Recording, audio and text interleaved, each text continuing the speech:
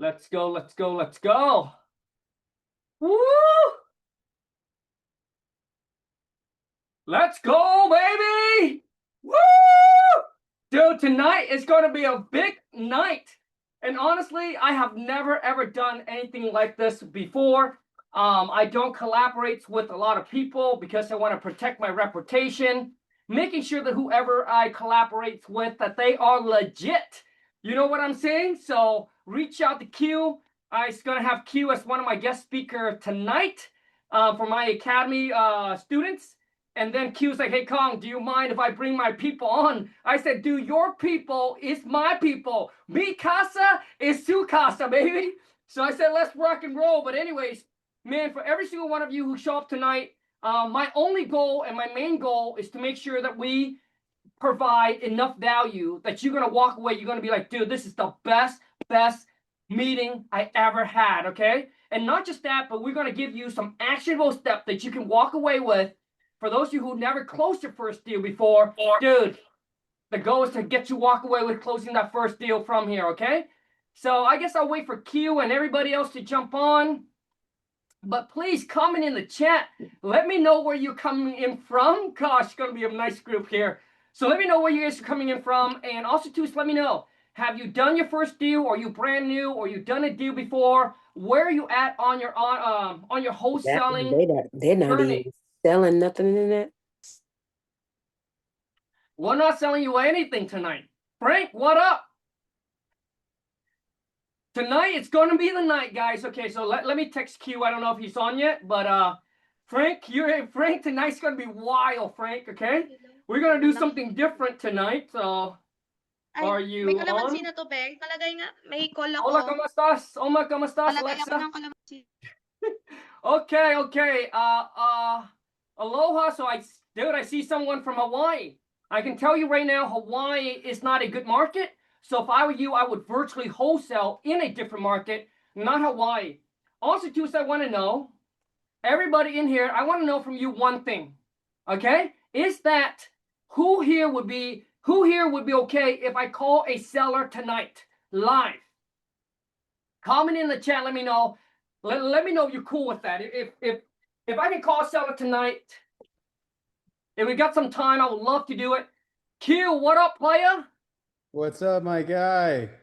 You ready to rock and roll? Yes, sir. Me? Okay. So let me give you, for any one of you that's in my academy, let me give Q here a proper intro, man. This is probably one of the most badass real estate investor / entrepreneur, man. His story is absolutely incredible. His story, dude, give me a goosebump because most people that hits that low of a bottom, dude, never ever bounce back. But this guy is a beast.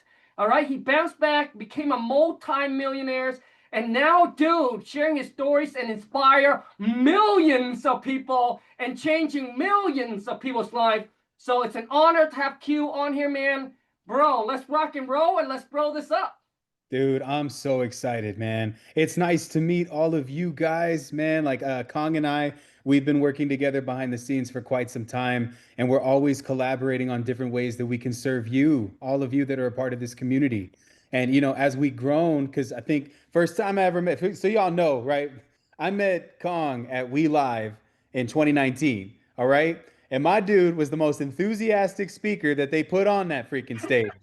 He had a whole circle of people around him, and there were cameras recording him, and my guy is just dropping bombs on how to flip properties. And I just remember being in the lobby and thinking, like, man, somebody has such contagious energy over there. And I would begin following Kong, which Kong would actually be one of my motivating factors into really using what I feel God has given me. And it's been a voice. I'm a great motivational guy. I've been doing real estate stuff for a long time, and I'd never thought that I'd be in a position where I could help other people. And man, I mean, I just really thank Kong, because Kong's confidence got me out of my shell, because it took me really seeing somebody who didn't care what people thought of him, and I was trying to uphold this image. I remember I was wearing a suit. Kong was just Kong, just showed up the way exactly how he looks. He dresses this way for the gym too. I don't know if y'all have seen it. So it's kind of cool, man, like being able to come in and network and whatnot.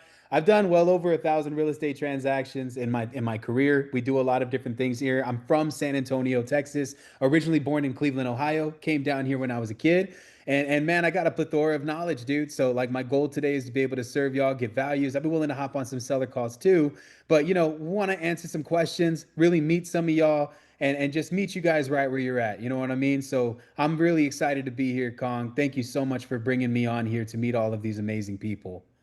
Oh, dude, Q, such an honor, man. And I gotta tell you guys, dude, where we life 19, I gotta say, dude, that was probably the highlights of my wholesaling career. I was doing way better than I am now, and I'll be honest with you, right? But hey, we're still ain't doing bad, okay?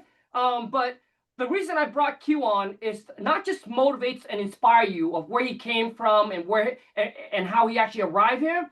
But today we're going to give you guys some strategies, right? Some strategies, some things that, Q is doing, we're doing, and then hopefully in between you'll be able to find something that you want to do, right? So we're talking about, hey, how do we generate leads? What's Q doing? What I'm doing? All right. How do we talk and negotiate with these owner when we get on the phone? And then finally, number three is, so where do we find these buyers being able to, sell our deals and get it moving to closing? So Q, I don't know if you want to start, man. I don't know if you want to start. Yeah, man. Okay. So, my strategy is a little bit, what's crazy Hold on a is that second. my strategy is a bit unorthodox. It's a little bit different than what I think a lot of you guys do. Now, don't get me wrong, right? I'm all for great products that have great potential, right? So like King Data, great platform, use it in our business. You guys make sure y'all don't sleep on what has going on. You know what I'm saying? So that's one, right? Use Deal Machine too, right? So like there are a lot of different platforms out there that offer subscription-based opportunities. Now, I don't know if you guys are experiencing the same thing that I've experienced before, right? And I want to really just make sure that I'm speaking to the masses here. How many of you guys have gotten outdated records? You call somebody and they actually lost their house 3 months before you even got a hold of them, but for some reason, PropStream or Batch Lead says that they just got their property, foreclosed on, or it's going into foreclosure. You see, the reality is, guys, is that 90% of these subscriptions that we sign up for, the phone numbers are the best things that we get out of them. As far as the accuracy when it comes to stacking motivation indicators, that's not necessarily the most accurate data that we find on the market. Now, it's great to have addresses, it's great to have contacts, it's great to call people. It's another thing when you call the right person and they actually answer and they're in a situation that's going on today. It could very well go. That's what we look for, right? And so as we progress through our real estate adventures, most of us get pulled into what I call the subscription craze. Oh man, I just saw this video. We got to sign up for Deal Machine. We got to sign up for Batch Dialer. We got to sign up for Call Tools. We got to sign up for this direct mail marketing company. We need to get 3 virtual assistants. And then what happens? You burn yourself out. You blow your whole savings account. All the money that you've spent completely gone, right? Who here has experienced that? Drop a one in the comments where it seems like you have 4 car payments to run your wholesale business and you're getting paid every month, you're getting paid every 3 months, and at that, all you're doing is getting your money back. Drop a one in the I ain't comments. been there. Oh, wow. Now, I've been through it too. I've been through exactly what you're talking about. Now, overhead will be a killer in your business, but I want to be the first person to tell all of you guys the most valuable thing that you can invest into is not a subscription-based data platform, it's mentorship. It's guidance. It's getting in rooms with people like myself and King, right? And we do this. We offer crazy different strategies. So the way that I go about doing this, and I have to tell y'all this, right? Because I think that a lot of people they fall into this category. Guys, I'm all about making money, spending the least amount of money. Can I get an amen in the comments if that's you? Who wants to make $10,000 by spending $100? That's what I look for. Amen. I don't know if that's y'all, but that's me. That's how I like to be, dude. I run my business lean, clean machine. You don't need Hey. to go broke to get rich in wholesale, y'all. You don't need to get broke. You don't need to go broke to get rich in wholesale. I have to explain that and say it over and over and over again. Somebody repeat what I'm talking about. You don't have to go broke to get rich in wholesale. It's the reality of it, right? And so what I want to talk to you guys about today is something that I feel that y'all should have learned at the beginning. But most of you guys are starting from YouTube, which means that if you get on YouTube, guys like Kong and I, it is what it is. And we play the game, y'all. I'm never going to lie to y'all, but my goal is to open your mind so you understand. We both get compensated every time we tell you to sign up for something. That's just the reality of it, right? But we also use the stuff, okay? Now, we use them in multiple different types of ways, but there are some people that are on there, I'm not going to say names, that preach free coaching, free mentorship, free everything. But then when you come in, they give you all these different platforms and systems and softwares to sign up for. And they say you can't close your first deal without having these things. Guys, those people are charging you for coaching. You realize that, right? Like you're still paying for coaching. You're just paying, a company's paying the coach to get you to retain you. You know, if I'm PropStream, I'm going to hire Kong, and Kong's going to teach people to sign up for PropStream, and then Kong's going to get people to stay paying for PropStream. That's what it looks like from our side, okay? And guys, you know, me and Kong are open books, dude. We ain't lying when we talking to you about this stuff. We're probably the only two who have the balls to say what we just said right now. So, guys, what does it look like then? When you buy properties this way, when you're doing your business this way, now I used to be in the marijuana business years ago, illegally, because I live in Texas, but I used to move hundreds of pounds, somebody else's money, right? That I found here locally that would bring it in, and then I would go and I would sell it. I was the disposition manager of a marijuana business, okay? And so I'm not proud to say it, but again, we all have a BC, a before Christ. Come on, can I get an amen for that? I gave my life to Jesus and I learned wholesale and all these other great things came from that, right? And so we all got a BC. Well, that was mine. And I was very good at what I did, right? But there came a point in time when I realized something.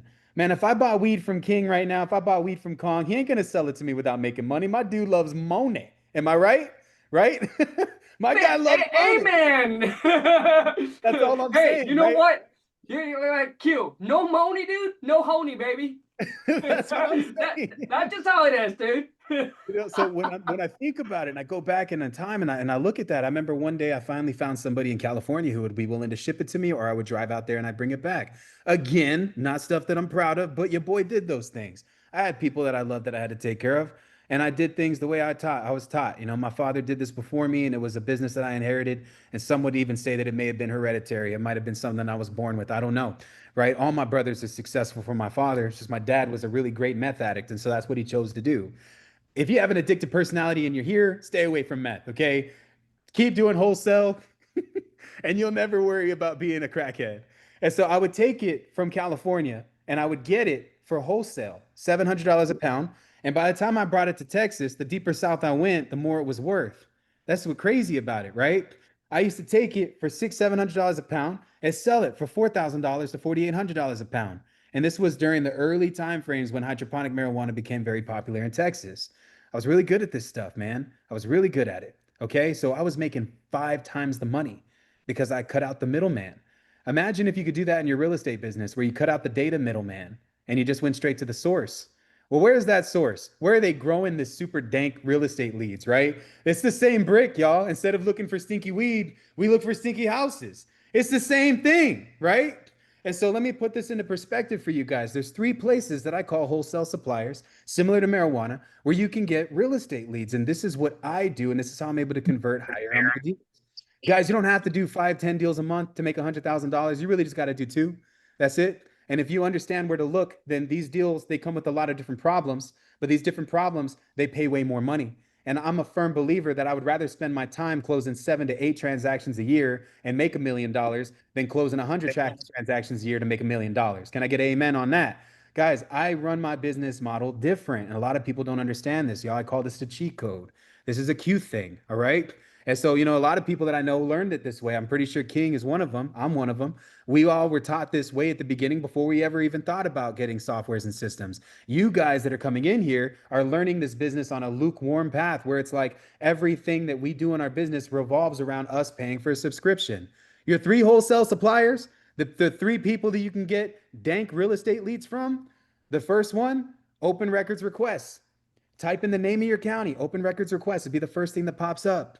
You can get everything from here. You can get abandoned properties, vacant houses. You can get fire damage leads, water damage leads, utility shutoff leads. You can get open code enforcement leads, houses that have holes in the roof, overgrown grass, all of these types of properties you can get from open records requests. Not only that, you can also request from your police department through open records requests arrests that were made at houses that are associated with addresses.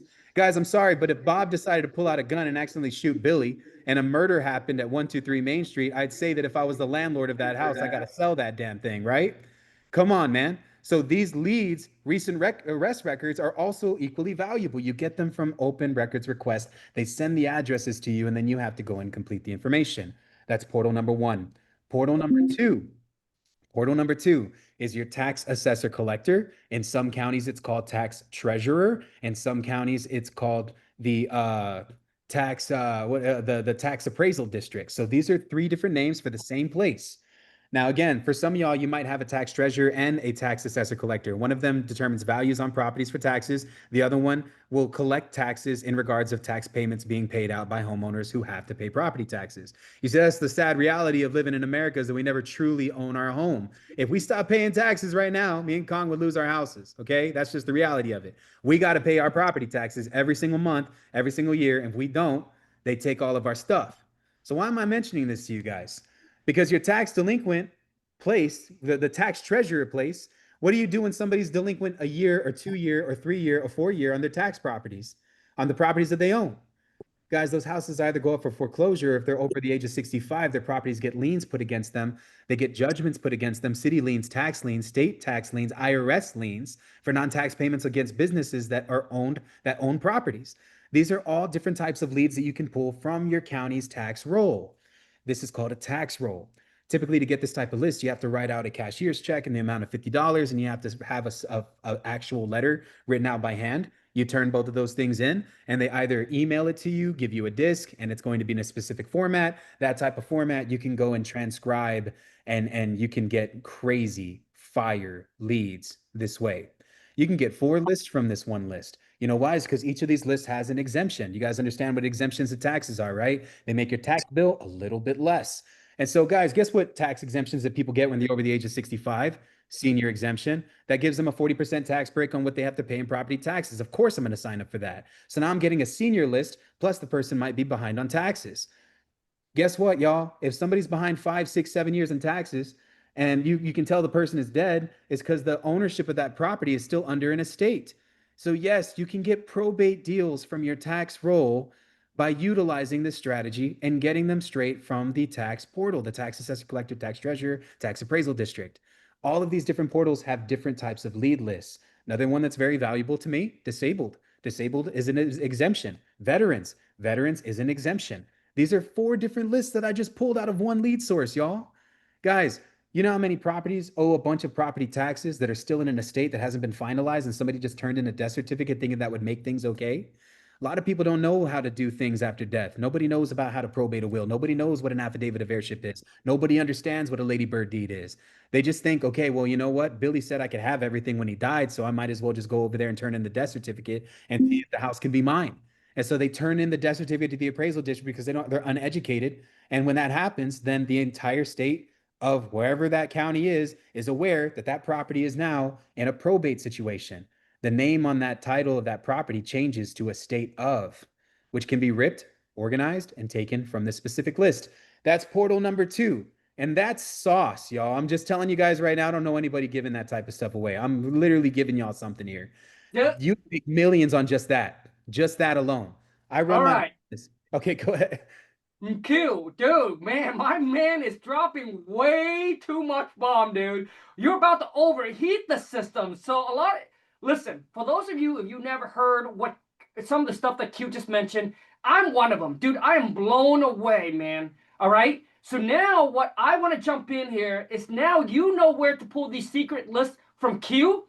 I want to share with you guys something. All right. Now, here's my secret marketing, what I target these homeowner with that recently just got us, dude, much more leads, much more qualified leads. So if you're sick and tired of cold calling homeowner and you got some extra money, and if you got some money to spend on direct mail, let me share with you guys, dudes, the way that I was doing this 12 years ago, but then I stopped. And then now, because I think the market has shifted, because so many people are out there doing the thing. And here's what I'm doing, okay? I'm going to share with you guys right now on this deal that we just, it came in today, okay? It came in today, and this property here, the tax assessed value on it is $826. The seller's asking $550,000 for this deal, okay? And this, my VA set this appointment for me to call back today at 6 p.m. So I'm hoping I can even call early. But what I'm saying is that, dude, Q just dropped you so much bomb. The reason I have to stop him because a lot of you, dude, you will overload. It's just, dude, there's so much already. You need to grab some things that you want away from it. The next move you're gonna take is got the list. I'll show you exactly the marketing strategy. Okay. I don't have it with me here, but I've shared with my students and it worked. So you know how there's software, you go on there and you can just set up their direct mail campaign. So you need to understand every letter that you send out is going to cost you about $1. But if you do it that way, the marketing piece, right? The letter will come across too much like a marketer, right? So here's what we do. So basically, because the key is how do we get them to open the envelope and to see what we have written on the inside? Because it doesn't matter what you write on the inside. If they don't open it, it doesn't really matter. So what you want to do, okay, so Lana and I, we go buy the stamps and the envelope from Costco. We got one of our girls to handwrite these envelopes. So when it's handwritten, it feels like it's coming from somebody that you know. So what you do is, so the body of the letters is exactly the same, okay? Now, I don't know if Q want to put on there because he's targeting so many different lists. I don't know if he wants to put in a certain situation, but for us, we just keep it very generic. Yeah. So in the letters, right, here's what we put in the letter. Dear to whoever it is, hey, my name is Kong, right? But we don't put Kong because we got, these VA pick up the phone. So we use Alex. Alex is a neutral name. It could be a boy. It could be a girl, right? So we use the name Alex. Hey, my name is Alex. I'm interested in buying your property for cash. This property address located here. There's no real estate commissions, no closing costs. Willing to buy as is. Quick closing. If you're interested in getting a free, no risk, no obligation cash offer, give me a call. You put your phone number there, and then the key, guys, the key is the envelope. So you have to handwritten every single envelope. All right, and then what you want to do is the return address. Never ever use your home address. That's what I did when I first started out, and man, dude. Biggest dude, I got some really angry, right? I'm just this little tiny Asian dude, and you got this 6'5" dude, Americano, coming knocking on my house. Dude, they were pissed, right? So, dude, I learned my lesson. So what you want to do is you want to go down to the postal office or the UPS, whatever. But I get mine from post office. It depends on where you live, but it costs between $100 to $200 a year. Get a PO box, and that, my friend, will be your return address. And I'm telling you, if you're consistent, so you got to figure out what your budget is. So let's just say your budget is $400 a month. Each of the letters will cost you roughly about $1, right? You can have your son write this. You can have your grandma write this, right? The $400, you just divide it by 4. So which means every week you send out 100 of these letters. So this is direct mail. That is correct. It's direct mail, but you don't want to set it up through the company, because they will print it, right? Because it'll be computer print, so it looks like it's a marketing piece. So what you want to do is you want to hit it. So it takes manpower. So you have to spend time writing the seller's address, right, by hands. And I'm telling you, the open rates will be way higher. We have tested already. Will be way higher. So if you don't want to cold call, if you have a busy schedule, direct mail is probably the best way for you to go. But this is the best way to do it to get the most highest and most success open rate. So if your budget is $400 a month, divide it by 4, because what you want to do is you want to get these marketing sent out every single week. What happened is the first month, maybe nothing will happen, but the second month kicked in, right? People starting to get your letter, and then it just compound over time. 100 letter this week, and the next week, over 2 months, that's 800 letters that's going out. You're going to start getting calls. But when you do get called, these are much more qualified. Okay? I love it, dude. Honestly, like what Kong's talking about, y'all, is 100%. I love direct mail. My whole company in the beginning of phases of my business, when I first got into wholesale, was built on direct mail and bandit signs, right? And so like when we focused on direct mail, we always focused on kind of niching things down a little bit. So like it's same way that Kong has this specific way of doing his marketing, right? To me, man, one of the things that who here is from Texas? I need to know who is from Texas, right? Like I'm in Texas. I love Texas. When you say you live in Texas, you basically claim the whole state, whether you're in San Antonio, Houston, Dallas, Fort Worth, Austin, it don't matter, right? And so if you drive through Texas long enough, what you'll see on the sides of the roads are signs, and they're this little this furry beaver dude, okay? And it's a giant gas station here in here in Texas. It's called Bucky's. If you go to Texas, Kong, we're going to Bucky's, bro. We're gonna risk it for the brisket because they got the best barbecue that you'll eat here, okay? And it's a Really? gas Okay. station. It's a gas station, right? You know what's crazy though is that they don't advertise gas prices. They advertise food. When you walk in, it's like going into a Disney World gas station. It's crazy. And it's a little beaver, right? So why am I talking about? Yeah, my guy said, fresh biscuit on the board. That's my favorite thing to hear when I walk in there. That's a saying Really? that they say when they're cutting the brisket. You got to be from Texas to know what I'm talking about. But Okay. apparently, Bucky's starting to be everywhere now. Why am I talking about this beaver? Reason why I'm saying it is because people spend money on things that they feel, right? So customers buy based on emotions. And so then my goal as somebody who's marketing to somebody is to figure out a way to capture that emotion. So direct mail marketing is an emotional form of marketing. And a lot of times it'll connect to people specifically over the age demographic of 50, 55 and up, because they still check their mail. Guys like me in our mid 30s, right? I mean, I grew up in a time frame where we got emails. So if I'm not getting an email on it, I'm really not going to pay attention to it. But most people that are a little bit older check their mail. I know that is a character default of mine. Promise you, I've been trying to fix it for years. Now, why am I saying this? People buy feelings. Bucky's don't advertise gas prices. They advertise food because food is an emotion. When you're hungry, it is an emotion. And so you'll pull over if you're hungry and you'll see a sign because that sign is conducive to what you're feeling. And so again, if you're going through something that is distress in regards to like a property, then you're more inclined to see a sign, right? So most people that I meet in wholesale, they all do bandit signs backwards. They just pick busy intersections and then slap up bandit signs. You're not going to get a lot of success if you're doing it that way. And this is old school guru style, non-guru style marketing. Like what Kong and I are talking about is the old way, which is actually starting to come back to fruition as the new way and better way of doing things. If I'm being brutally honest, direct mail is so slept on. Like what Kong was talking about, 100% agree with it. Bandit signs work when they're targeted. And so think about this for a second. Google this divorce attorney near me. Find the offices where they are all at, especially the ones that are in small neighborhoods.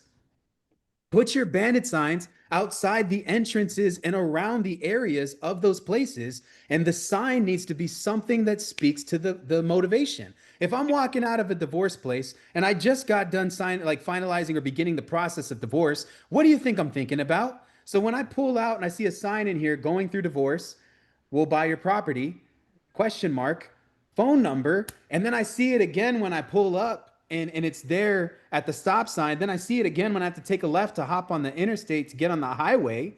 Now I'm looking at it 3 times in a row and I'm thinking about it. And so your mind will gradually psychologically attract what it's thinking about. You know, that's why the book's titled called Think and Grow Rich, not Work Hard and Grow Rich. So, guys, my goal to y'all is if you start doing bandit signs, target them more effectively. Look up every probate attorney that you can, look up every divorce attorney, any tax office or tax loan office where they lend you money to pay property taxes, right? And put signs around there. Hey, behind on property taxes, we buy houses, phone number in every entrance and exit around that building. This will give you such prowess in your marketing. A lot of people will be able to see those things. And another way that I like to do it is walking up to a corner house where I know that there's definite like motivation. Guys, on one of the cool things on King Data is they have like this cool thing that you can do where you can find people that are most likely to sell, right? Well, why not go to a corner house in that neighborhood? That's an AI feature. I believe that's on the premium level. But why not go to a corner house using that platform? Go to a corner house and instead of putting a bandit sign in the neighborhood, knock on that corner house's door and say, hey, can I advertise my business on your property? And would you be willing to let me put my sign out front? It's a nice sign, and I'll pay your water bill or your light bill for the next 30 days. Now you have a sign that isn't going to get taken out of the dirt, and you're going to literally have like a lot of traction on that because it's something that's stuck in the ground. And so, guys, you know, that's one of the best things that I can tell y'all is that most people, they do bandit signs wrong, let alone marketing wrong. You guys are learning marketing right now on a psychological level. Direct mail is a great form of marketing, especially when it's niched down the way that Kong was talking about. Bandit signs are also a great form of marketing, but when you niche it down to the motivation and actually plugging in a message that you know is conducive to the person who is trying to receive it. That's the psychology of it. You know what I'm saying? So, man, I mean, I just want to give y'all that nugget right now because that's something I think a lot of people sleep on. Don't sleep on bandit signs. That's like gold right there. Man, dude, Q. Guys, honestly, man, there's so much bomb in here, but here's what I wanted to say. So, who here is just going to commit for the next, I would say, instead of saying 30 days, who here is going to commit for the next 60 to 90 days? If you just do what Q said regarding the list, go there. Listen, if you have already tried other stuff and it doesn't work, you need to try something else. You cannot do the same thing and expect to get a different results. So my whole thing is, I think that for anything to work, you got to stick with it at least a good 60 to 90 days, right? So what I suggest is you only do two things. Whatever that is that you want to do, cold call, direct mail, bandit sign, direct mail, bandit sign, cold call. But when you start to diversify and do too many different marketing, especially when you're on a tight budget, you're just not going to go as deep. So if I were you, dude, I would go dude, that bandit sign, dude, that's gold. Bandit sign, targeting direct mail with what I just shared with you, with the list that Q just talked to you about polling. Dude, do that for the next, let's just say 60 days. There is no way that you guys can't get a deal. Now, the next thing is when it comes down to is getting on the phone and talking to these homeowners. I mean, that's going to be the biggest separation between, getting a deal on a contract versus losing a deal. So, do you want to take over from there, Q? Yeah. Because now we already show them, how to generate the leads, how to market to these leads. Now let's talk about talking to the homeowner and getting these deals locked up. I think it's a big thing to mention for all of my people here. I mean, who here is kind of introverted? Let's be real. Like, you ain't the most charismatic guy. Maybe you stick it behind the computer. I understand, right? Well, there's texting too, and that was made for you, my friend, okay? Because with texting, we all have a personality, even if it's bland. We all speak the same language, baby, you know? And so, like, for me, man, like, guys, sales is a very important part of the business. Because like Kong was saying, it is the difference maker. Being able to connect with people is very important. But there's a thing that I use for all of my people that are, maybe some of y'all are introverted, maybe some of you guys might not have the sales skills. This is the reality, and I want to tell y'all this, okay? There is no sales involved when you're dealing with solution-based products. What does that mean? I don't talk to people who just want to sell. I talk to people who need to sell. That's the difference. So no one negotiates with me. If anything, I'm just trying to push a product that matches their needs and desires. And so, guys, sales to me, and again, if you have a product, and this is something I want y'all to pull your notes out on. I'm only going to touch on this for a minute, Kong, because I know we got time here. But just, I want to be mindful of this. How much time do we have? Just FYI. We got about 30 minutes. Okay. Guys, when I took this class one time, it was a Tony Robbins event. It's called Business Mastery. If you ever invest in anything, this would be one of the ones, right? And so when you have a product, your product needs to do 6 things. Number one, it needs to provide certainty that there's an assurance that pain can be avoided, and as a matter of fact, pleasure can be gained. Number 2 is uncertainty. Odd. Why do we want to be uncertain? How many guys have ever gotten like a gift on Christmas that you weren't expecting? That's a beautiful thing, right? I'm not talking about surprise anal here. I'm talking about something you weren't expecting. Okay. I mean, like this. So, this is the need for the unknown, change for new stimuli. I'm being real. Okay. This is the need of the unknown. That's why man tries to go to space, right? It's because we want to find things out that we don't know. If I go to McDonald's and I find out that the McRib is back on the menu, bro, I'm surprised. I love that. And I'm going to order that because it was unexpected. Third thing is significance. How is what you're offering to your seller significant to them? What problem are you solving, man? If you're gonna make $10,000, $20,000 on somebody's house without feeling like a total POS, well, then what are you going to be doing? How are you offering them something of the same value towards where there's that exchange of value that's happening? Are they feeling significant? The fourth one is connection and love, a strong feeling of closeness or union with someone or something, or maybe a group of people. Does your seller feel like they're a part of the family when they're opting in to do business with you? And then 5 is growth. is your seller better off after they met you? Because we don't take advantage of people here. We solve problems. That's the thing. This business is simple. 6-1 is contribution. It's what are we doing with what we're given, right? When we contribute to this person getting in a better place, we ultimately contribute to society as a whole, because an investor is going to come in and fix that property up, and a family is going to live in it to make memories. And so, guys, the business is simple because it's not so much sales. Is sales a part of it? Absolutely. Are we going to learn a lot about that? Of course. But guys, the business is simple. It's find problem, solve problem, get paid. Find problem, solve problem, get paid, in that order. And so the better that we get at solving problems, well, the least salesy this becomes, because I'm only talking to people who actually have a reason to talk to me. That's the thing. And so when you eliminate that, you're not trying to really influence anybody or manipulate anybody or control the conversation with anybody. You're simply trying to get a deal done and help them. That's what separates most of the people in this wholesale space from guys like Kong and I that are actually providing value. Now, are we going to talk to some business owners in the time frame? Absolutely. You guys heard Kong talk to a guy that owned a whole portfolio before. I watched it on his YouTube channel, right? And he had to talk business, because in that moment, he's not talking to somebody who really needs him, but he's trying to make a deal happen. That's when sales comes into play. And so, man, that's my point of view on that, Kong. I'm actually interested in knowing what your point of view is, because I come from a solution-based mindset. We solve problems here, and that's how we make money. I'm just interested in what you have to think about all that. Dude, 100% agree. And I also want to touch base on this as well. Is that, do you, like, for those of you be like, well, I can't sell, does that mean you're not going to succeed? Dude, you can learn. And exactly what Q said. Find a problem, solve it, right? That's all it is. Someone is in a situation. Here's how you're going to help them out, and then that's it. Just like when I post a cold call the other day, you know, I said, dude, you cannot turn an unmotivated seller into motivated. Dude, I don't care how good you are at sales, right? You cannot turn someone that's unmotivated, that's not willing to sell or don't want to sell, right, into someone who's like desperate to take a, 30 to 40% discount on your offer, right? So the thing is, like, sales can be learned. I mean, when I first started, so I'll take you guys back to 12 years when I first started. When I first started 12 years ago, okay? When I get on the phone with these sellers, dude, I was taking massive action.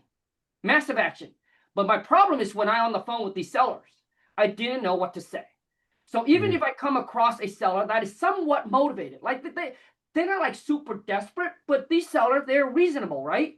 Like like they're reasonable. I couldn't even get them under contract. And then one day, dude, after 6 months, I was calling and talking to people. I go out there and meet the seller, and Lon's like, well, Kong, dude, you sound like a scam on the phone, bro. Like, I wouldn't even sell you my house. Because she was there, she heard my call, and she said, dude, you're horrible. And then I start to record my call. So for a lot of you, this might be your next step, is you need to record your call. Because if you want to, because if you don't record your call, you're not going to know what to make changes to, right?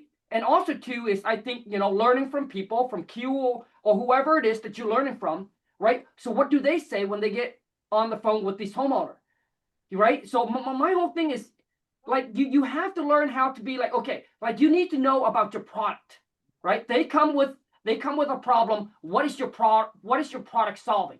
So for me, example, like, I tell them, listen, when I first started, when I try to get the seller to come off on price, right? Let's just say that I said, hey, let's just say they want $200,000 for their property. All I said was, is that the best you can do? And they're like, yep, that's the best I can do. You see, when you ask somebody to lower their price, you need to have a reason why. Otherwise, they're not going to lower the price. So for me, it's like, for example, my negotiating question would come in. Let's just say they say 200,000. I'll be like, okay, Q, I know you want 200,000 for your property, but since we are going to buy your property in an as-is condition, we'll take care of all the repairs, all the work that the house is going to need. There's no cleanup that you have to do. You don't have to mow the yard. We're willing to take it over as is. Is that the best that you can do? So that's one of my negotiating questions. And my VA, I told them ask these 3 questions before they get off the phone to the seller. You see, every single time when you ask someone to drop their price, you must give them a reason why they should. So the reason is, hey, we're buying your property in as is condition. We're taking all the work, all the repairs. You don't have to do anything. We'll make it an easy, hassle-free sale for you. Is that the best you can do? Here's my negotiating question number 2. All right. And listen, if you guys just use this on your next call with the seller, I can almost guarantee you, if they're not motivated, obviously they're not going to drop price. But if they're somewhat reasonable, like they don't have to be extremely desperate, but if they're somewhat reasonable, I can almost guarantee you that these 3 questions that you ask them will get them to drop $10, $20, $30, $50,000 off the asking price. Negotiating question number 2. This is the question that I asked that got me to close a deal that I made $150,000 on just by this question here. And the seller dropped over $100,000 on this question. And that is, I'll be like, hey, I don't know if I could, but what if I can get my team manager Q, right, to take care of all your closing costs and all your fees, or my finance department to take care of all your closing costs and all your fees, which means we'll take care of all the excise tax, the transfer tax, the title insurance, the escrow fee. If there is any realtor commission, we also handle that as well. There's no cost that will be coming out of your pocket. Whatever price that we agreed upon, that'll be the net amount you walk away with at closing, not a penny less. And when you're able to say that with confidence, and you're taking care of all the costs for you, the next thing I do is I'll lean into the mic, my phone, and I'll be like, can you do better for us? That's it. So for me now, it's like, can you do better for us? When you say for us, now you make it very, very personal. Okay? And so why do you say, so when I first started, right, I started to learn all these sales and negotiating questions from other people that's like way ahead of me, right? And then, so I started to change things. Before that, I would say, hey, what if we take care of all your closing costs and all your fees? It feels too easy. It feels like you're just giving it to them. But now I switch it up and I said, I don't know if I could, but if I can get that approved, right? That's how you want to play. You want to you want to give them a treat, but hey, you want it? That's it. And then finally, my negotiating question number 3. And I will never get off the phone without asking them these 3 questions. And I will not give them my numbers unless I ask them all 3 of those. Finally, and listen, you get some seller be like, bro, you asked me 3 times already. All right? You asked me 3 times already. Now they're getting frustrated. It's okay. You can come back and you can be like, yep, I know. I completely understand. You know, I started work a month ago, 2 months ago, however you want to say it. And they told me that I need to ask it 3 times to reassure, right? To be sure. So you can always blame it on, hey, I'm just working for this company. And when I negotiate, guys, I do not, like, the seller will never know that I am the one who's buying the property. And I know, you know, maybe Q or some other people doing it a different way where they are the one who's going to buy the property. And that's fine. Everybody has their own strategy. I'm telling you now, is when I first started, I'm saying I'm buying the property. It just makes the conversation, it just makes the negotiating, there's just a lot of friction. Because they know that you're trying to get the lowest for you. But if they know that you're just working for a company, like, you don't really care. I don't really care if this deal works or not. And you got to act like you don't care. When you guys are desperate, when you're on the phone, the seller can sense it. Especially when you're having close to like freaking 3 to 6 months. Some of you, dude, it's hard for you to control your feeling, and you will sound desperate.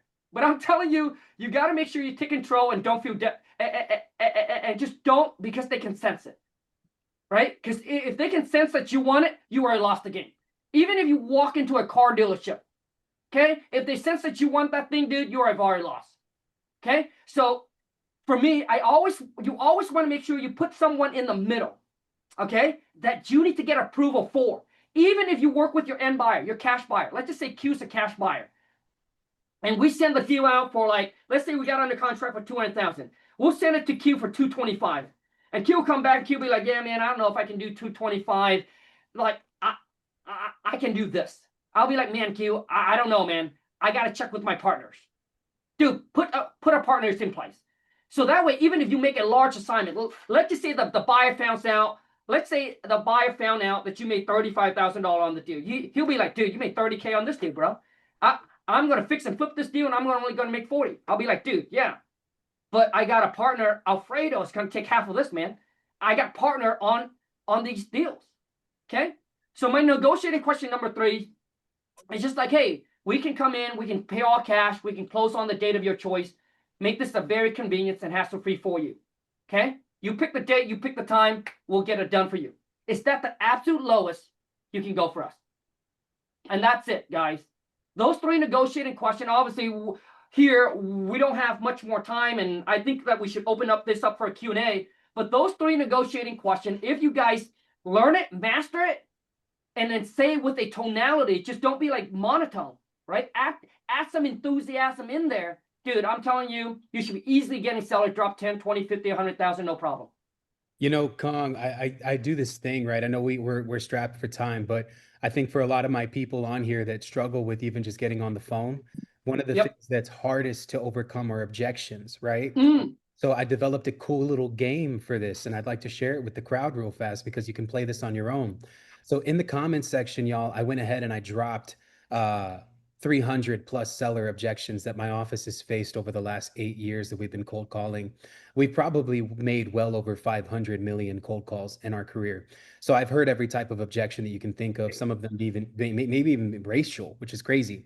So I dropped that link of all of those seller objections into the comment section for you guys.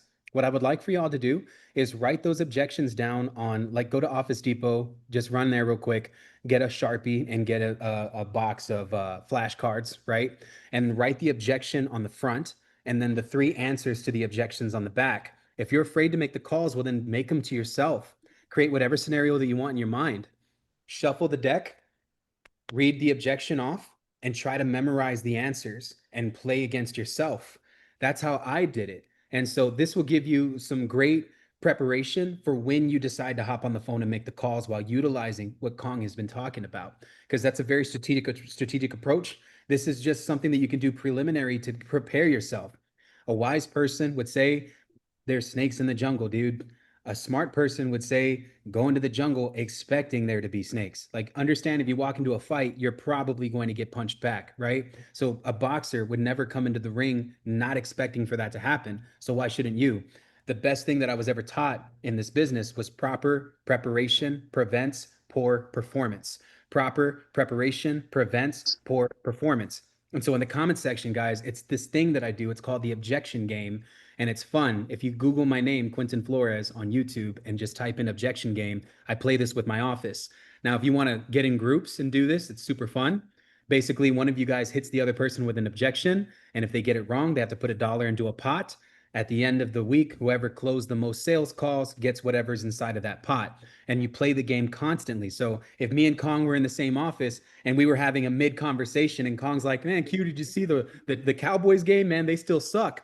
And I'd be like, yeah, Kong, you know what? I'm actually not interested right now. Why are you calling me? And how did you get my phone number? If he didn't respond in that moment with overcoming the objection, like, well, we actually pull our records off of public information websites and your property just happened to land on my desk. I'm actually calling because I'm wanting to make you an offer. If he doesn't respond like that within 2 to 3 seconds, then Kong loses. He has to put $1 into the pot. And then we rotate that. So we did that for company culture and building large sales teams. So I built sales teams internally for virtual assistants and built them also for acquisition managers that joined my business. So we had over 40 people in our operation at one point, and we all played this game together. And it was also very fun to just be in that environment. You know, a lot of times whoever had the best numbers for the week, they would get that pot. And that was just a cool way that we can all make money together, you know? But, you know, sometimes, man, we'd crank it up. We say, all right, $5 every time you get it wrong, things like that. So, you know, just cool cold call training that you can do on your own before getting on the phone and embarrassing yourself.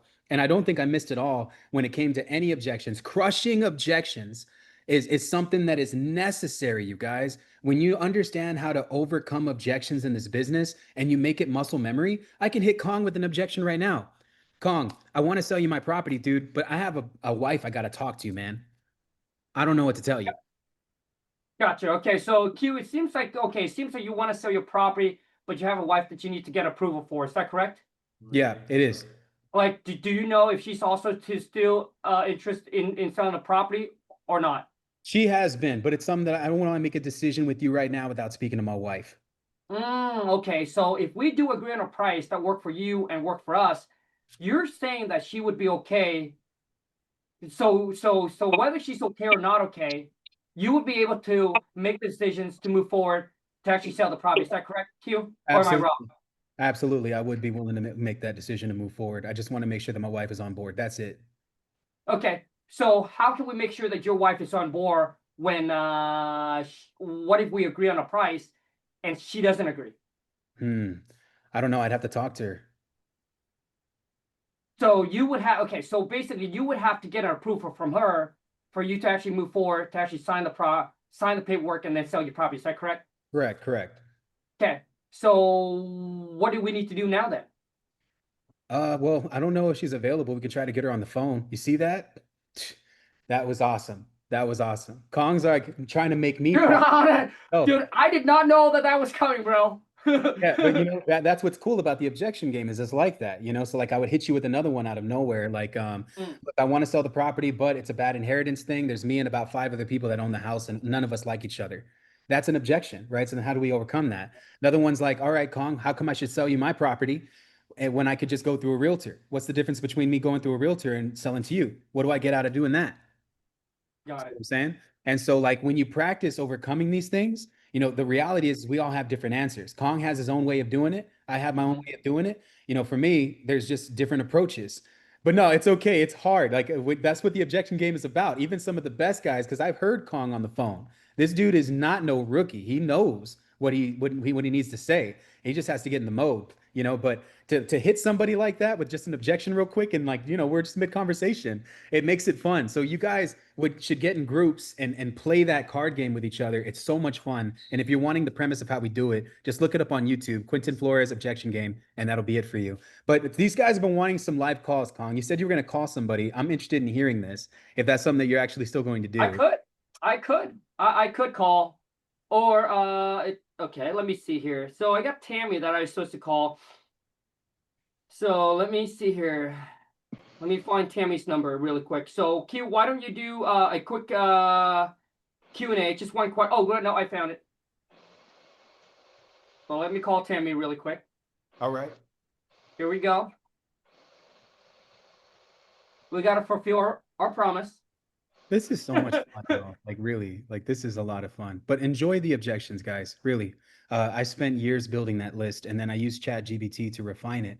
So it's beautiful. And it was organic first before I ever dumped it into ChatGPT. That is not something that you can just get ChatGPT to make for you. I made that. All right. So it's a lot of fun. Okay, let me try Carl one more time. So typically I call them back to back. 8 out of 10 times they answer the second time because they think it's from somebody they know. It's from Kong, King Khang. Yeah. We triple tap, Price! dude. This is actually a pretty good deal.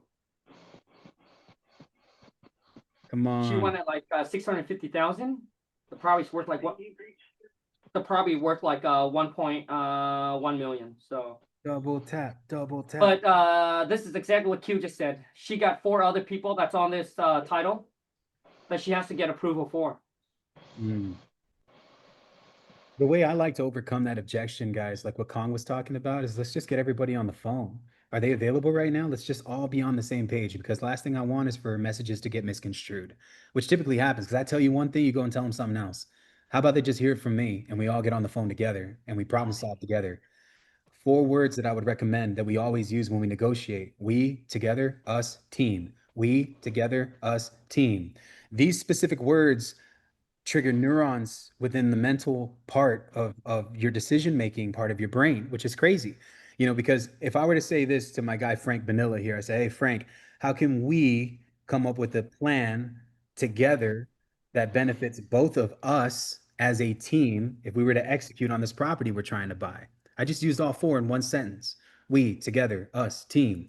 So always understand this, right? This is called merit negotiation for y'all that might not understand the psychology. Merit negotiation is when I take my person that I'm trying to do a deal with, and rather than creating separation, I take them out of their body. I move them underneath my arm. And now I have my arm wrapped around their shoulders and I say, us together looking at the problem. Now it's both of us looking at it from a third party perspective. We get that view on what the outcome is. And so, look, Mr. Seller, I'm trying to cut a deal with you that works for both of us. How can we come up with a solution that benefits both of us together as a team? Remember those words: us together, team. We, us together, team. We, us together, team. Very important for the psychology behind your sale. It's never a you thing, it's a us thing. And when you get your seller comfortable with the process of this being a team effort, you can execute more effectively.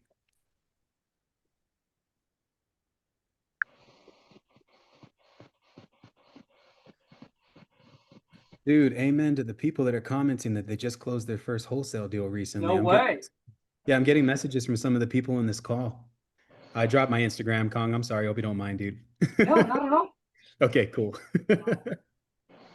Okay, so she doesn't pick up the phone. So Q, we can do a Q&A, or maybe you guys have some seller you want us to call. Yeah, I'm down for Q&A, guys. Oh, hello, is this Sharon?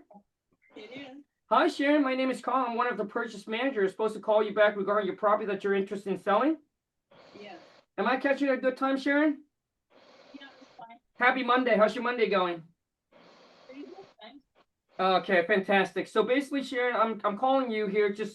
I'm gonna go over all the information we have on your property just to make sure we have it correct, and then I'll be able to kind of share with you where we're at as far as in price, and hopefully together we can come to a fair agreement and be able to move forward to buy your property today. Okay. Now, Sharon, I just want to make sure that we're on the same page, and I'm not wasting your time or our time. So if we can agree on a price, I'm saying if we can agree on a price that work for you and work for us, is there anything that's going to be holding you back from moving forward to sell the property? No. Okay, fantastic. Now, so the thing is, so this property here, the one thing I do want to know really fast from you, Sharon, is that it's on a Lummi reservation. So do you own? No, it's not Lummi reservation land. Okay, so you guys own the property and the land as well, correct? Yes. Okay, fantastic. Now, Sharon, besides getting the right price for the property, what is another reason that you're looking to sell this property? Be a landlord and I am relocating. Oh, okay. So where are you moving to? Canada. Oh, okay. You don't like Washington State? I'm a Canadian citizen. Oh, gotcha. Okay. So you're just moving back. Right. Okay, got it. And do you have a time frame, Sharon, of when you'd like to get that done? The move? No, so let's just say that we agree on a price that work for you and work for us. Do you know how soon you like to sell the property, close escrow? As soon as possible. Okay. So if we do anything between 30 to 45 days or sooner, would that work for you? Yes. Okay, fantastic. So let me just review some information on the property really quick here. So it's a 3-bed, 1.5 bath. Is that correct? Yes. Okay, and I know one of my assistants, she put here is 700 square feet. Is that correct? Well, the 700 square feet would be on the main level of the house. Yep. And then it's a walkout basement, so you can add another 700 to that. I don't know how they figure that out. Got it. Okay, so 700 square feet for the main, and then the guest house is another, I think she put, could be another 900 square feet. Yeah, probably about 800, Okay. but Got it. do they only take the main floor of the house and not the walkout basement as far as square foot? Got it. Okay. And there's no garage on it, right, Sharon? No, there's a carport. Okay. And you mentioned that it's been vacant. How long has it been vacant for? You guys can hear her, right? Yeah. The end of May. Okay. So it's been vacant since end of May. Got it. Let me see here. And there's no mortgage on the property. You own it free and clear, right, Sharon? Yes. Well, congrats on that, because most people, they all mortgage on their property. So great job for you. And as far as in repair goes, Sharon, you estimated it's gonna need about 15,000 in repair, is that correct? Well, it depends on what you're gonna do. Uh-huh. I mean, if, currently, the shower in the lower part of the main house needs to have some tiling done. Okay, so some flooring needs to be done. No, not the floor, the actual shower. Oh, shower, so the tiles need to be replaced. Yeah. Got it, okay. As far as the rest of it goes, there may be a couple of windows that are cracked. Okay, so windows. And it just depends what you want to do. I mean, if you were going to redo it to bring it up to a little bit more attractive. Yep. Yeah, I don't know how much you spend on that. Sure, okay. What year's the house built, Sharon? Just a guess. I'm gonna say 74, but I Okay. don't know if that's right. And how long have you owned the property, Sharon? My husband had it since 75. I Oh, think. wow. So you owned it for a while, okay. Yeah, and it's waterfront. Oh, okay, got it, okay. And has there been any updates at all on the property recently, Sharon? The bathroom was redone in March. Okay, Amazing. got it. And then how about the kitchen? Yeah. How? No, okay. And supposedly, I guess the roof is good? Electrical and Yes, plumbing? I had that done a few years ago. Got it. And the electrical and plumbing is all good as well? Yeah. Okay, I've fantastic. had a lot of the plumbing changed out to copper instead. Oh, nice. Nice, okay. And how much are you hoping to get for the property, Sharon?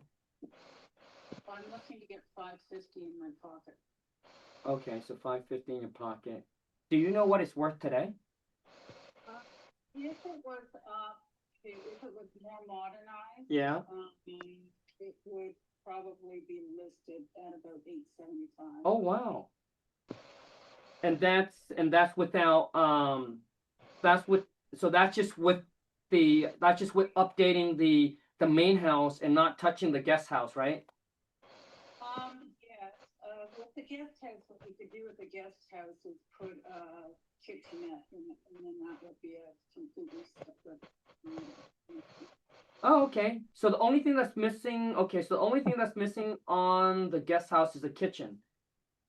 Yes, There's a bathroom there? yeah, there's a 3-piece bath. Oh, fantastic. Okay. Now, was this okay? So this probably used to be a rental, right, Sharon? Yes, I rented it for a few years. Prior to that, it was myself and my family members just used it as a vacation property. Gotcha. Okay, nice. And how much were you getting in rent, roughly? $1,800. Okay. And would you say that's market rent, or is that lower or higher? It's probably market rent. Okay, so about $1,800 a month that we can get in the condition it's in. Right. And if you think that we update it, how much do you think that we can get? Say, because a lot of people want waterfront, so It's true. probably 2,200 maybe. I don't Okay. know for sure. No problem, Sharon. So about 2,200, and you're looking to get $550 per the property. And so you mentioned once we update it, it's going to be worth about 8 something. You said, Sharon. Yes. Okay. And you're not interested in doing the updating?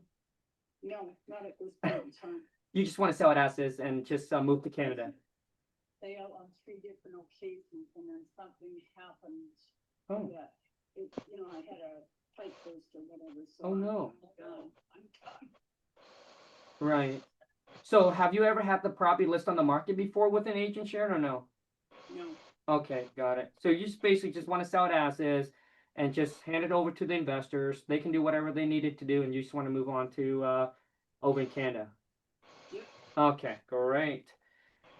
Well, I mean, so here's where we're at with it, Sharon. I mean, the thing with us about selling us your property, that's we are willing to buy the property in as is condition. So which means in this case, you know, all the repairs, all the works that needed to be done will take over as is. There's nothing that you have to do. Obviously, unless there's something that you want to take at the property, you can. And if there's anything you don't want, you can just leave it, you know, you just leave it as is. Well, we got a cleaning crew that can go in there and get it all done. Right. So, I mean, with that being said, Sharon, could you see yourself going any lower than the 550 for us? Well, there's room for movement, but you have to make an offer. Gotcha. Okay, so there is. I'm glad that you're willing to work with us on this. So now, Sharon, there's something. Now, this is something I don't know if I could, but I'm just saying if I can get my finance department to take care of all your closing costs and all your fees. This is including all the excise tax, the transfer tax, the title insurance, the escrow fee. If there's any commissions, we'll be responsible for it.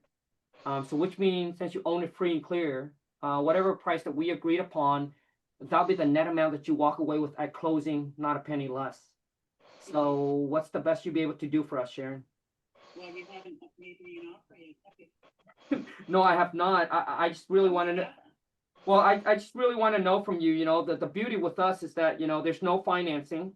We can come in, we can pay all cash. Sure. Sure. So here's the number that I got from my.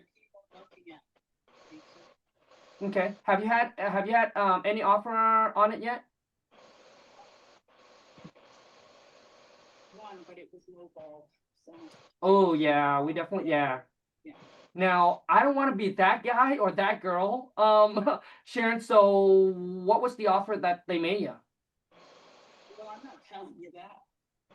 Gotcha. Okay. So here's here's where we're at with the numbers, Sharon. So after, you know, so if we take care of all the closing costs, all the fees, I know that we you know, we've taken over the property assets and we're responsible for all the repairs and all the work. Sharon, would you consider 505 750? That's net to you.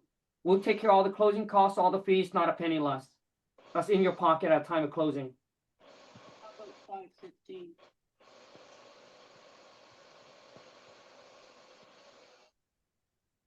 Can you do? So I'm at 505, you at 515. What if we do 510? We take care of all the closing costs, all the fees, net to you in your pocket, and we get this thing wrapped up for you in the next 30 or 45 days or sooner. Okay, so how does, if we go that route, Yep. how am I protected to make sure that everything's done the way it should be? Sharon, that is a fantastic question because for us, we also want to know the same thing, right? We want to make sure that for us as a buyer, we get the clear title to the property. And obviously, we want to make sure that, and you want to make sure that you are protected as well. So how we do is we do this on every single property that we purchase, is that we use a local title company. What happened is, so once we agree on a price, let's just say we agreed on a price of 510, you said, hey, we're good to go. What we do, Sharon, is we send you a purchase and sell agreement. It's only 4 pages long. Everything we talk about and agreed upon is on there. You get a copy, we get a copy. Then we'll send a copy into a local title company to get escrow open.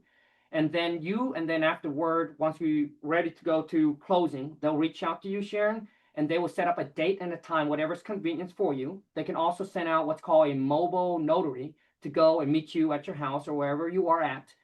Or you can come into the title company and they will review all the paperwork with you. So they'll go down to every single line, making sure all the numbers and everything is correct and making sure that you are walking away with $510,000 in your pocket. And that's when you sign the final paperwork. So the title company is like a third party to protect you as a seller.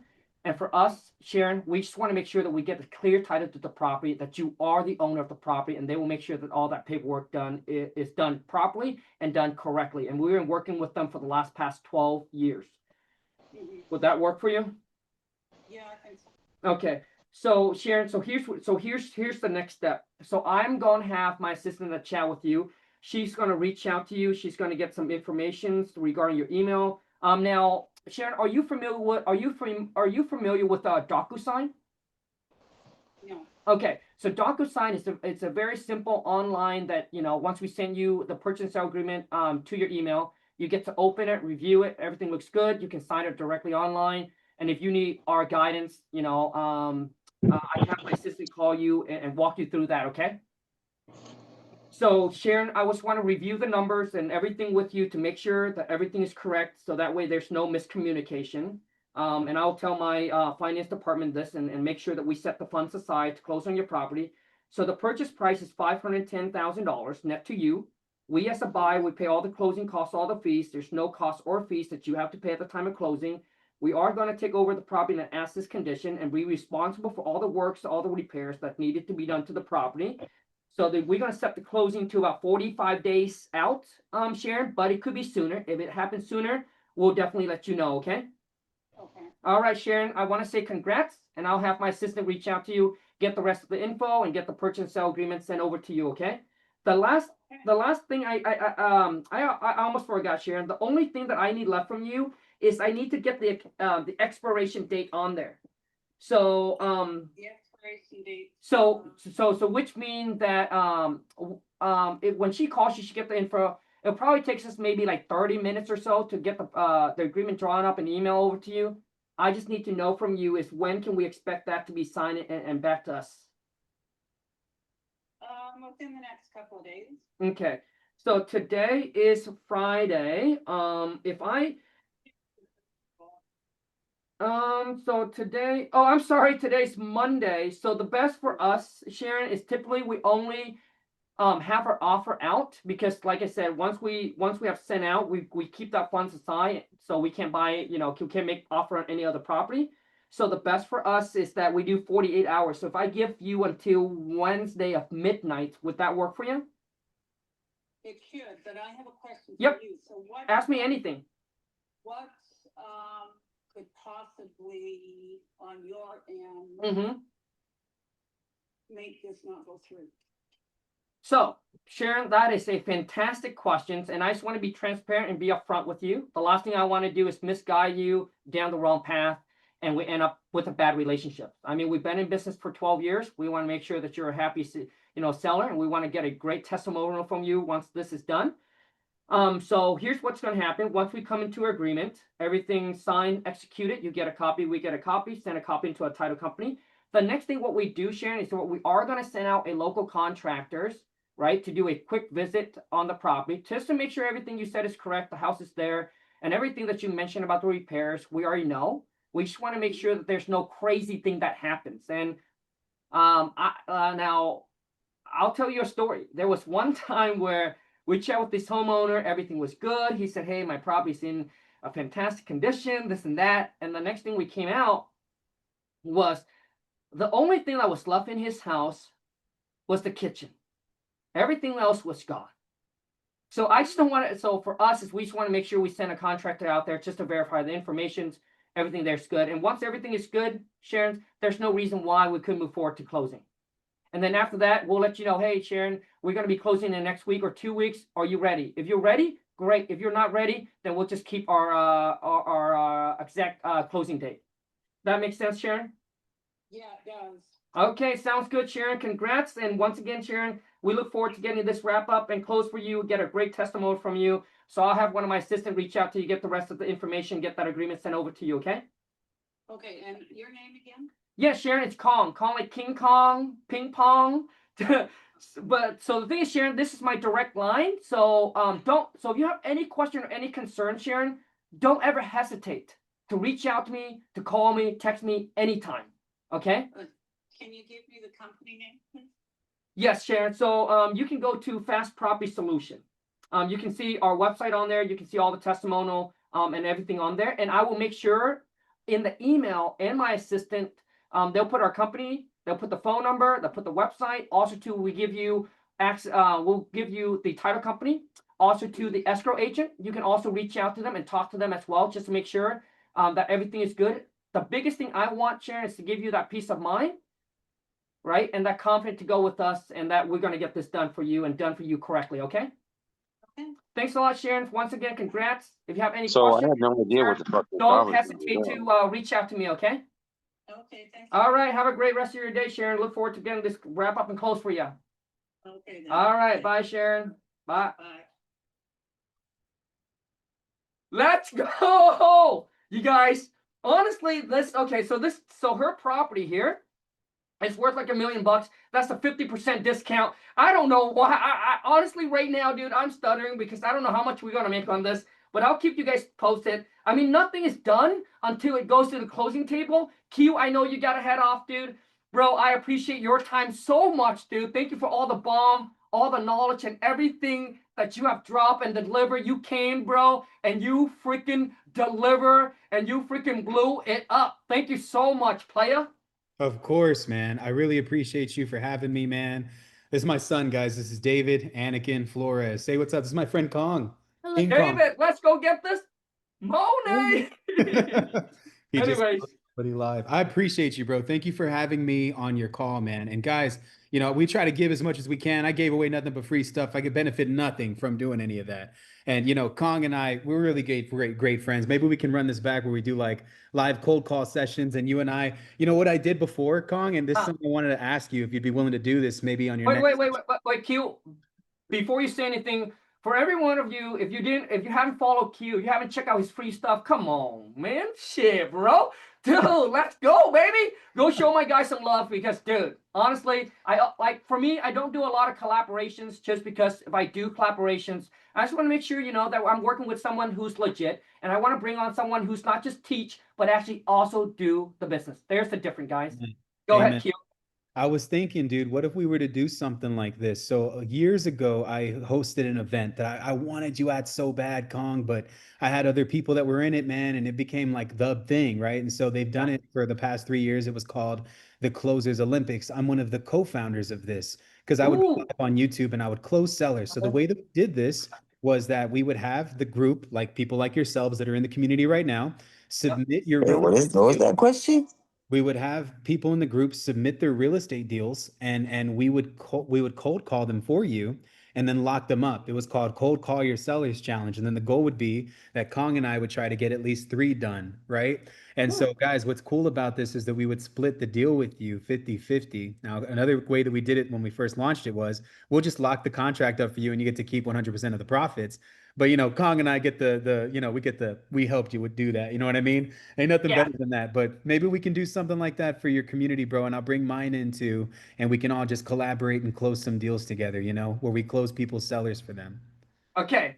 The only way that this would make sense is, dude, you guys need to show us a lot of love. Like, I mean, like, you guys need to be like, dude, I'm here. I'm going to tag all the people. I'm going to bring them here. Because, you know, my whole thing is, dude, it brings the energy. When you get a lot of people on, you get a lot of people excited about that thing, then it makes you want to do it too. So the only way that it will make sense for Q and I, dude, it's just a lot of you want that to happen. And I am more than happy to make that happen if a lot of you want that to happen. You bring your deal, dude. Let me close it. Too easy. This seller too easy.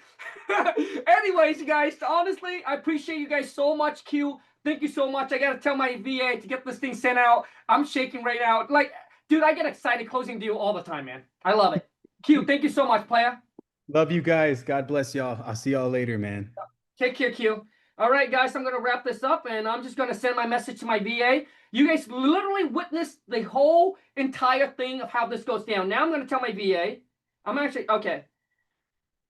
So Angelina Armini, I just finished up chatting with Sharon. So the purchase price is $510,000. Closing date is 45 days from now. So whatever that is. All right. Expiration date is this Wednesday at midnight.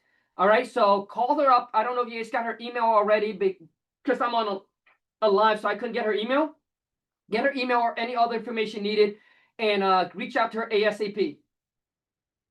Got it, Ken. That is it.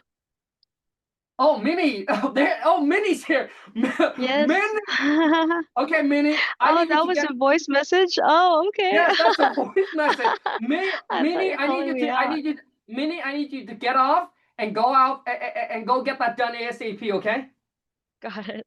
I forgot she's on here. All right, so No anyways, worries. guys, let's okay. We're running overtime, but let's go ahead and open up like a 5 minutes for any Q&A. Any question you guys got, just raise your hand. I know Q would have loved to be here for this Q&A, but he's not. So any question, just raise your hand. I love to answer it. We got about 5 minutes, so let's go. Derek, go ahead, bro. Yeah, how you doing, man? I appreciate the call tonight. That was fine. Hey, no, you guys know Yeah. what? Dude, I appreciate you guys here. And maybe your guys' energy, your luck got me that Yeah. deal, baby. Thank you so much. Yeah, that's what's up, man. I actually follow Quentin, and basically that's how I got led to you, but I never, I think I've seen you before, or maybe like a YouTube or something, but I never Yeah. like been on one of your Zooms or live. So I was like, I hated I missed it like the first 30 minutes because I was on something else and finishing that up, but wrapping up to this. So my question was, I didn't get a chance to hear the beginning, but where I'm kind of falling short at, I think, with my business as far as like implementing the systems, like how you guys were talking about, but just like the full out plan. Like Yep. if you're not doing cold calling, but then which like as far as a dialer or just kind of like a simple thing. Yep. I think people make it complicated when they say, Yep. "Oh, you got to have 50,000 things." I mean, what would be like a Yep. streamline to the Yep. deal type of system? Got it. Got it. Okay. So before everyone else gets off here, I do want to say this. For those of you who wants the recording, here's what I want you to do. All you need to do is send an email to this email, and we'll make sure we get this recording out to you, because after this, it'll be gone. But I'll make sure that I'll get my team to get this recording out to you for those of you who wants it. If you don't want it, it's fine. Just email it over to wtmfam@gmail.com and just put in like, hey, tonight meeting, can I get tonight meeting recording? And I'll make sure that my team gets that over to you, okay? Or is everybody happy with that? Awesome. Yep. Fantastic. Now, Derek, you're talking about system, but the first question I want to ask you is, have you done a deal yet? Yes, yes, I have. And Okay. my background is real estate too. I'm actually Nice. was a real estate broker. I've had a few properties, but right now I really want to do this more so full time and just build and scale. So I actually got my website, and I kind of got all my funnels and things in order. But where I was coming up at, I'm actually was looking to probably do some Facebook ads, running some ads just to my website to just kind of bring in some, because I also work a 9 to 5, so it's not like I have 8 hours to actually cold call and do this other stuff. So Derek, I got you, dude. I got you. So basically, when you're talking about systems, you're talking about, hey, if you're getting inbound calls or you making outbound call, how does the lead trickle down? Correct. right, So Derek, right now, are you a one-man show? exactly. Okay. Yeah. So Derek, you're a one-man show. How many deals have you closed already? I've actually just closed 2, but it's been a while. Like, I mean, they haven't been back to back, so that's why I said I don't want to do something where I'm like it's up and down. I really want to build a system, and that's why I said bringing in ads, because I want to make it predictable in a sense. Sure. I got you. So Derek, I mean, like you mentioned about Facebook ad, I agree with that. And then I also think that because if you have capital, it sounds like you have some capital to invest and you're busy. So if I were you, dude, I focus on Facebook ad and direct mail. But the direct mail that I shared, Derek, you would have to go back and watch this Zoom again, because the way that I do my direct mail, Derek, dude, is way more like this lead right here came from the exact direct mail that I just shared with you guys. And we literally only been sending out for the last I think month. And we already got 3 deals from that. And we spent I think we spent about $800, almost $1,000, and we got 3 deals. So the way that we do direct mail, this one worked, Derek. So if I were you, I probably suggest that you go back and watch this again. All right. And then go do Facebook and do direct mail and stick with that, Derek, for at least, I would say, for at least 60 to 90 days. Because for anything to work, dude, it needs consistency, right? You can't just try it out for like, a month and expect it to work. Okay? And then your next move, this is totally up to you, Derek. Your next move, if you're like, hey, how can I start to close consistently, having my systems, my follow-up, and everything in place? Dude, now you're talking about the next move is probably like a mentorship. So I don't know if you want to go with Q or you want to go with us, but that's totally up to you. Okay. But if I were you, the first move I would make is go set up your Facebook ad and then set up your direct mail and then see how that goes. Right. Okay. And then we go from there. Okay. All right, perfect. So do you, as far as your mentorship, you have a link to drop? Yeah. So Derek, all you need, for those of you who wants to, all you need to do is just go to coach. Here, let me put it in COACH, coach with, I can't even spell, just coachwithcom.com. Okay. And then just go there, and then you can click there, fill out the application, book a call with my team, and they can jump on and they can share with you everything about it. Okay. All right, man. I appreciate it. Thanks for the tip. Yeah, no problem. Let me hold on a second. That link is not there, so let me edit it really quick here. I just want to make sure you guys get the exact one.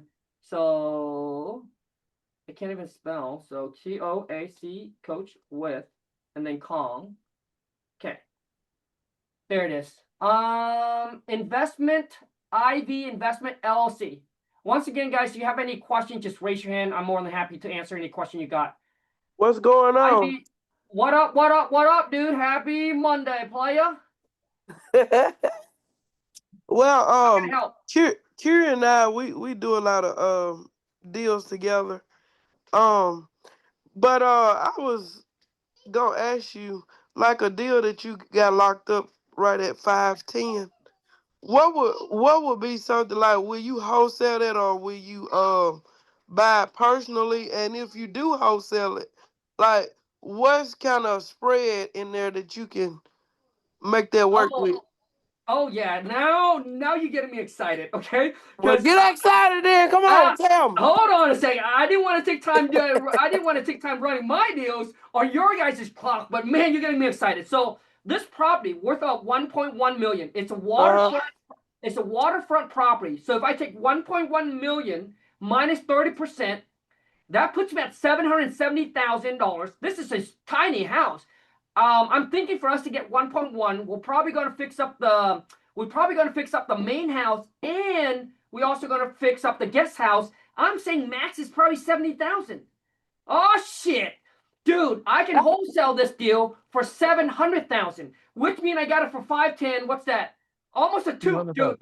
This might be my. Hey, come. Hold on a second. Hold on, dude. I'm too excited. This might be my biggest wholesale deal. My biggest wholesale deal is 212,000, but this one might beat it. See if I can send it out for 700,000 minus the 510. Dude, that's no. Okay, so I'm sorry. It's only 190,000. Only 90. So, only 190,000. What? What? Send me $10. Okay, dude. So now, how do you calculate and know what to offer to the seller? My team and I were working on this app, right? And I want to make it very simple, where you just put in, right? You just click light, medium, or heavy rehab. Everything is auto calculate for you. You put in how much you make, and this app will spit you a number and let you know right away within second how much you can offer to the seller. So, but I hope I answer your question. Okay, my last thing. I'm finna No. I'm sorry. I only have time for one question because now we got to move on. Caesar, I apologize. Caesar. Hey, Con, how you doing, brother? Hey, what up, dude? Last question. Let's go. So I've been running up the properties on King Data, and I wanted to ask, like, I came across a lot of business, bank, and government-owned properties. Are these properties we still go after, or do we go past these? No, I think that you would only need to target individual. So none of those? Yep. So none of those, and I will make sure that Mini do a video. I mean, Caesar, can you comment in our Discord? I'll have Mini reach out to you to walk you through King Data and show you how to filter those out, so that way you're not getting a bunch of business people, but just individual mom and pop. Okay, perfect. I'll do that. Thank you. And the thing is, for those you need to understand, that's the power of being a part of a community. One, we do deal together, we JV deal together, and also two is I don't want any of my students to be like sitting there guessing themselves and try and figure out alone. Dude, you got my team on your hand. Boom. Let's go ahead and reach out, Mini, jump on, show you, boop, boop, boop, click, done. Instead of spending 30 minutes, dude, it only takes like 5 minutes or less. All right, Caesar? Perfect. Thank you, brother. All right, I appreciate each and every single one of you so much, but man, this has been an amazing session. And to be honest with you, I did not know that phone call went that well. She was too easy, baby. No, thank you so much, everyone. Okay, now one last favor. I'm gonna put this on Instagram. So can everybody unmute? Can everybody unmute their mic? Okay, can everyone unmute their mic? All right, guys. Let's what? Let's Get go this get money. money! Get this money. Hey. Let's go!